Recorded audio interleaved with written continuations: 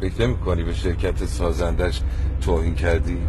نه بابا، اتفاقا خود شرکت توصیه میکنه از کاور استفاده کنی. از کمکاری کرده. تبلت ضعیفه. توصیه کرده، تو هم همین کاری کردی. بابا این چه حرفیه میزنی؟ اتفاقا چون نمیخواستم ضربه‌ای بهش بخوره از قیمتش بیفته این کارو کردم. تازه کادوی بابا جونمه. حالا کاور که کشیدید زشت نشده؟ به نظرم نشد، ولی خب اگه میشدم به حفاظت که ازش میکنه میارزه دیگه.